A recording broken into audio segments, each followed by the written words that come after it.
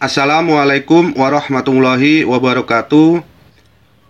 Selamat berjumpa kembali teman-teman para pecinta budidaya ikan nila di channel Riwut Purdianto, channel yang selalu setia dalam membagi informasi dan pengalaman berkaitan dengan budidaya ikan nila.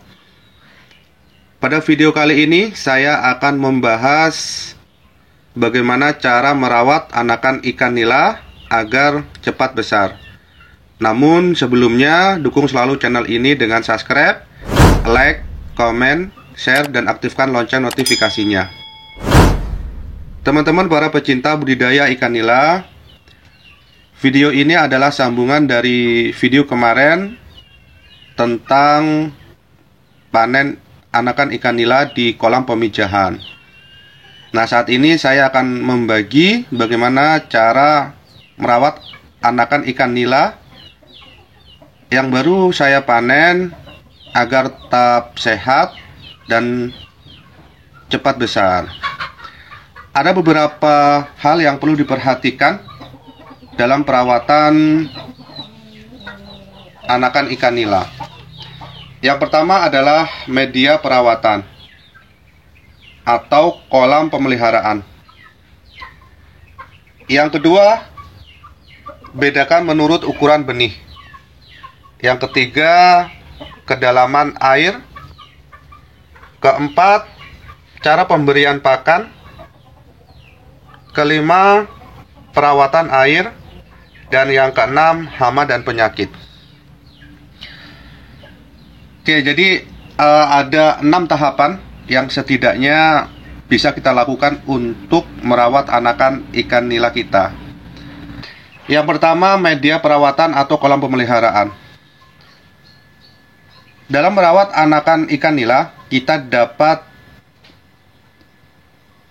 melakukannya di kolam terpal, kolam semen, ataupun media-media yang lainnya, seperti ember, baskom, ataupun akuarium. Nah, untuk saat ini saya menggunakan media baskom panjang, teman-teman. Nah, ini media ini hanyalah media sementara yang saya gunakan untuk perawatan ikan nila. Nanti setelah beberapa hari akan saya pindahkan ke media yang lebih besar lagi. Yang kedua adalah harus adanya membedakan ikan nila ini menurut ukuran. Jadi mengapa kita perlu menempatkan bibit ikan nila ini menurut ukuran? Ini dikarenakan sifat kanibalisme ikan nila itu sebenarnya muncul ketika ikan nila itu sudah beranjak agak besar, dan dia akan memakan ikan nila yang berukuran lebih kecil lagi. Jadi ketika berada di kolam pemijahan, sebenarnya yang memakan anakan ikan nila itu bukan indukannya ataupun ikan nila yang lain yang berukuran besar, tapi yang sering memakan anakan ikan nila itu adalah kakak dari anakan ikan nila tersebut. Nah, jadi perlu adanya pemisahan. Seperti yang saya lakukan ini ada 2 media yang saya gunakan. Yang satu baskom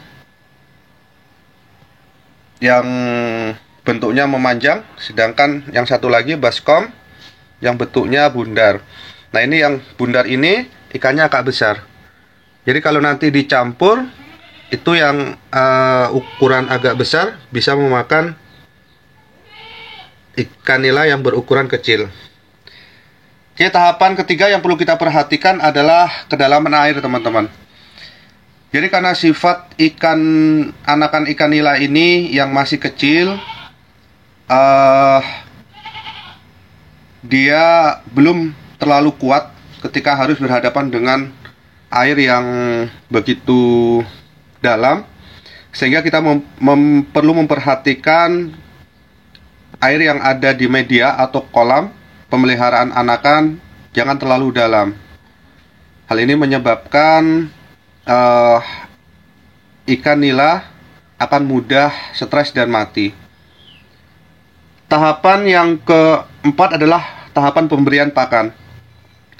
Pada tahapan pemberian pakan ini perlu kita perhatikan. Yang pertama, apakah kita memanen ikan nila, anakan ikan nila itu berukuran buraya atau sudah anakan. Maksudnya kalau dia masih berburaya atau masih ada cadangan makanan yang ada di perutnya, itu berarti kita tidak perlu memberi makan terlebih dahulu, teman-teman, sampai cadangan makanan yang ada di perutnya itu habis. Nah, sedangkan kalau yang saya lakukan ini sudah agak besaran, teman-teman. Jadi perlu kita beri pakan. Nah, untuk jenis pakan yang bisa kita berikan ada beberapa jenis, teman-teman. Tapi selama ini yang saya lakukan, saya tidak pernah memberikan pakan cacing ataupun jenis yang lainnya. Yang saya berikan adalah pelet.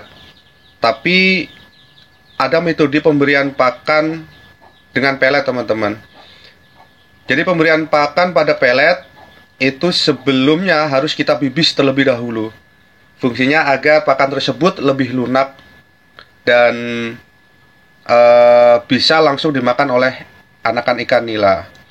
Nah, setelah dibibis tidak perlu kita lembutkan, teman-teman. Cukup kita berikan secara bertahap. Jadi nanti anakan ikan nila ini akan memakan sedikit demi sedikit pelet tersebut dengan cara menggerogoti dari pelet yang sudah kita bibis tersebut. Saya sarankan bagi teman-teman jangan memberikan pakan pelet yang jenisnya tepung, teman-teman. Karena kebanyakan ketika kita memberi pakan pelet yang berjenis tepung, itu banyak sekali sisa-sisa pelet tepung yang tidak termakan dan mengendap. Nah, inilah yang menyebabkan kematian pada anakan ikan kita, teman-teman. Oke, untuk pemberian pakannya lebih sering lebih baik, teman-teman. Karena memang masa-masa anakan ini adalah masa-masa pertumbuhan, teman-teman. Jadi kalau saya sendiri, saya memberikan pakan satu harinya sebanyak 3-4 kali, teman-teman. Tapi dengan syarat jangan berlebihan. Ketika ada sisa pakan yang tidak termakan, maka harus secepatnya kita ambil dan kita buang, teman-teman. Oke, tahapan atau faktor yang kelima adalah perawatan air, teman-teman. Apabila teman-teman menemukan atau melihat air yang ada di kolam atau media perawatan anakan ikan nila mulai menurun, maka segera lakukan pergantian air, teman-teman. Karena apabila kita telat, maka ikan nila kita akan cepat mati. Sehingga kita memang harus selalu mengontrol keadaan air yang ada di kolam ataupun di media, teman-teman. Oke, apabila air yang ada di daerah teman-teman itu sedikit mengandung minyak, teman-teman, maka untuk menghilangkan minyak yang ada di permukaan, teman-teman, kita dapat menggunakannya dengan kertas, teman-teman. Seperti yang akan saya contohkan ini, teman-teman. Jadi kertas putih atau kertas buram HVS ini, teman-teman. Nah, ini dapat menyerap kandungan minyak yang berada di air, ya. Karena sifat minyak itu tidak akan bercampur dengan air, maka kita gunakan kertas ini untuk menyerap minyak. Jadi contohnya langsung saja kita tempelkan saja, teman-teman. ya. Kita tempelkan kertas ini di permukaan air. Oke, kita biarkan. Nah, setelah ini kalau dirasa sudah basah teman-teman, permukaan bawahnya, maka langsung kita angkat teman-teman. Nah, ini cara untuk menghilangkan minyak pada air media pembesaran anakan ikan nila. Oke, tahapan atau faktor yang keenam atau yang terakhir yang perlu diperhatikan adalah hama dan penyakit. Hama dan penyakit pada anakan ikan nila banyak sekali teman-teman ya. Contohnya untuk hama itu ada burung, ada ayam, ada katak, dan lain sebagainya. Karena anakan ikan nila ini selalu atau sering berada di permukaan teman-teman, memang sifatnya seperti itu. Nah, ini mengundang hama atau pemangsa untuk memakannya, ya, terutama ayam teman-teman.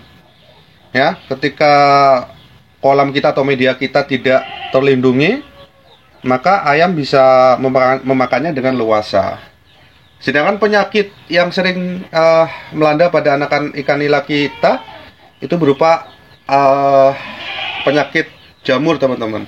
Nah, ada lagi satu faktor yang perlu diperhatikan teman-teman. Apabila kolam atau media kita kemasukan katak dan katak tersebut bertelur, maka secepatnya telur-telur tersebut harus kita buang. Kalau telur tersebut sempat dimakan oleh anakan ikan nila kita, maka anakan ikan nila kita bisa mati. Ini pernah dialami oleh saya sendiri. Jadi anakan ikan nila saya mati karena memakan telur-telur katak tersebut teman-teman. Oke, mungkin itu yang bisa saya bagikan pada kesempatan video kali ini.